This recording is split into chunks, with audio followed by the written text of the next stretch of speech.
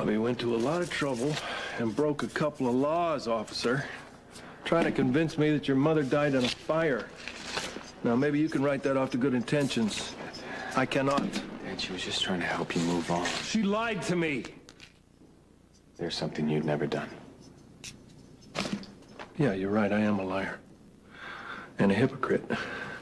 And it's not okay with me that my sister fakes my wife's death in order for me to have closure, whatever the hell that is. That's psychobabble. I will never have closure when it comes to your mother. Never! Dad, we've been paralyzed since Mom has gone to the hospital, and Aunt Bobby was just trying to help us move on. Send her a thank you note. Give her an attaboy.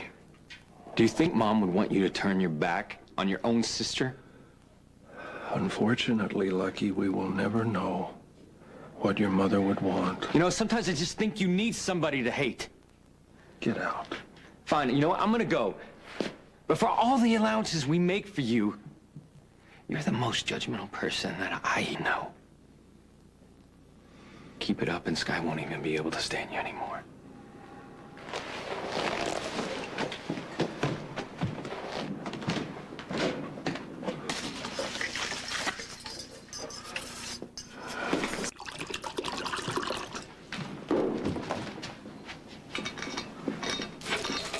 These just get here on their own?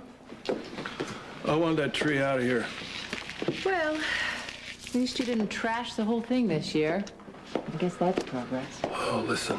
I'm doing what I can to survive this annual festive torture. The gooey syrup of Christmas is finally over, and what do you get? The forced frivolity of New Year's Eve. New Year's is a time to hope for good things to come. Not when you know better. Well, that's just jaded. That's realistic, my dear. Most people are miserable all year long, and then finally on New Year's Eve they give themselves permission to get drunk enough to believe that next year will be better. Well, sometimes it does get better. You know, you look back on where you've been and you think about the milestones that led you to where you are now. Some poor people don't have a choice at all. Time just looms in front of them full of long, lonely hours. You got anybody in particular in mind there? Nicholas. I know what it's like to be locked up in Pentonville. Ah, yes, Nicholas. Well, if he did kill Helena, he did the world a tremendous favor. His mistake was confessing to the crime that never works. Especially since the Dragon Lady ain't even dead.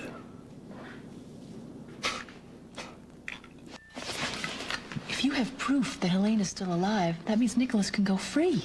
Who said anything about proof? You're just assuming that she survived plummeting off a cliff into submerged rocks? She survived worse. Well, if you do think she's still alive, do you have any idea where she might be hiding? Hanging from the rafters in some broken-down castle in Transylvania? How would I know? Why should I care? Because Emily's my sister, and Nicholas happens to be your stepson. So? So, Laura would want you to help her son. And I'm asking you to help my sister. Emily and Nicholas just got married. They're in love. They should be starting their life together. Instead, Nicholas is rotting in Pentonville for a murder that you claim hasn't even happened. Well, that's because he was stupid enough to confess. Fine. If you're wallowing too much to help Nicholas, I think Emily should at least know. Oh, are you going to order pizza? Because I could really use some chow. Emily. Hi, it's Sky. Listen, I think you and Lucky need to come to the Haunted Star. Right away. Bring a pizza. Please. Hey, Sky. He said it was important. Luke thinks Helena could still be alive. Oh, there's no way Helena could have survived that fall. Helena could survive nuclear Armageddon. Okay. You said the same thing the day Helena fell, but I didn't realize that you were serious. Do you have any proof? Well, let's look at the evidence. Or lack of. There was no trace found of a body smashing on the rocks. There was no body found. And the tide didn't take it away because the tide in that location is not strong enough to carry a body away. I know because I've tried. Helena's alive. And my guess is she's somewhere taking a milk bath, having a good laugh at you and Nicholas. So if Helena's alive, then Nicholas can go free.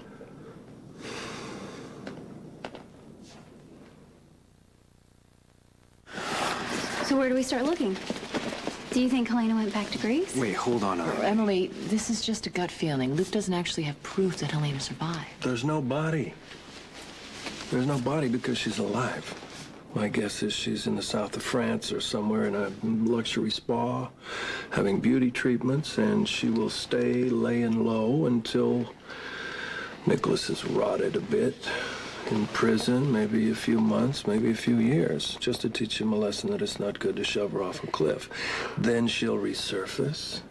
He'll be exonerated when he's properly repentant. Dad, that's only a theory. I don't want you getting Emily's hopes up. Hey, look, no skin off my butt. I was just... I didn't even want to get dragged into this. I'm sorry. Think about it. Luke's theory actually makes sense. As long as Nicholas stays in prison, then that means Helena is free to plan Emily's accidental death. You think Emily's still in danger? Well, if Emily's dead, that leaves Nicholas free to marry again. Isn't that what Helena wants? Look, here's the equation. Helena arranges a tragic accident in which Emily is killed. Then she resurfaces. Nicholas is exonerated. And she gets exactly what she wants. Her legacy. A single Nicholas ready to marry her choice. You have to admit, Lucky, it makes sense. And what you have to do now is pull her out of hiding. Here's the equation. Helena arranges a tragic accident in which Emily is killed. Then she resurfaces. Nicholas is exonerated, and she gets exactly what she wants. A single Nicholas ready to marry her choice. You have to admit it makes sense. And so what you have to do now is pull her out of hiding. And I know exactly how to do it. We can use Connor Bishop to lure Helena out of hiding. A double for her darling little Nikki? No, she's going to see right through that. No, wait a minute. Let Emily talk here. Okay. We have Connor pretend that he's Nicholas. If Helena thinks that he's escaped from Pentonville, then she's probably going to want to contact him. And when she does, we grab her, we take her to the authorities, and then we get them to release Nicholas. Well, it might work if, You know what? I don't like the idea of depending on Connor. So far, he's been completely unreliable. Well, then you give him an incentive to stay in line. Well, they might need some help. Maybe an expert who's used to dealing with Helena. I know one who might be convinced. On one condition. Name it. I want you with me. Done. Well, you heard the lady. We're in. Well, the first thing you got to do is locate this Connor. I know he's in Canada. I'm just not sure exactly where. Well, Canada's a big place. But you can probably find him unless he's hiding out in the tundra. Then you're going to have to grind off his rough edges so he can pass himself off as the little prince. Or as they say in Montreal, le petit prince. Well, that shouldn't be hard. I mean, he's already done it. But Emily, fooling a couple of doctors in the PCPD is one thing. Fooling Helena? This guy's not only going to have to be good, he's going to have to be willing to put his life on the line to make it work. Unless Helena is really dead. She isn't. How can you be so sure? Hey, look, we have been through this, okay? There's no body and there's no evidence apart from a hasty confession. That usually means that the victim is still breathing. I'll admit this all sounds really good. Except there's one small problem. Connor might have other plans. Hey, what's up here? This silent treatment's a drag. Just tell me what's on your mind. If you want to believe Helena Castine is alive and out there for you to hate, fine. It's not fair to give Emily false hope. She asked my opinion, and I gave it. You're giving yourself something to keep your mind off of Mom. Will you give that a rest? You want to talk about motivations? What? Let's talk about yours. What are you getting at? Maybe you don't want me going after Helena because you got a better shot with Emily if your brother stays in prison. Lucky, God, what are you doing? Stop! Oh, it's okay. He's out of line. Elizabeth. It's all right. What? I just held up a mirror and didn't like what he saw. Look, cowboy, you got to decide what it is you want and how bad you want it. And then let everything come from that. The town begins with a W. That's all I can remember for sure. You know what you need to do? Just stop trying to remember. How's that supposed to help? Well, see, the mind is a terrible thing to push. You just gotta chill. Let it be. Think of something else. In fact, you know what I'd do? If it were me, I'd sing a little song or maybe tell myself some dirty limericks, and then all of a sudden, my mind would just spit that name out all on its own. No? Maybe my mind works different than yours.